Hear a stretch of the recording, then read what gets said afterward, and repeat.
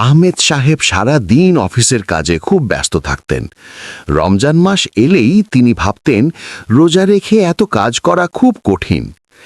একদিন ইফতারের ঠিক আগ মুহূর্তে তিনি দেখলেন তার বাসার নিচে এক বৃদ্ধ ভিক্ষুক বসে আছেন, যার সামনে ইফতারের জন্য কিছুই নেই। আহমেদ সাহেব নিজের ইফতার থেকে মাত্র একটি খেজুর আর এক গ্লাস পানি বৃদ্ধের হাতে তুলে দিলেন। বৃদ্ধের চোখে যে তৃপ্তি আর দোয়ার ঝিলিক তিনি দেখলেন, তা আহমেদ সাহেবের ক্লান্তিকে নিমিষেই দূর করে দিল। তিনি উপলব্ধি করলেন রমজান মানে শুধু না খেয়ে থাকা নয়, বরং ধৈর্য, ত্যাগ এবং অন্যের কষ্ট অনুভব করা। সেই একটি খেজুরের বিনিময়ে যেন তার পুরো দিনের রোজা আর ক্লান্তিকে সার্থক করে তুলল।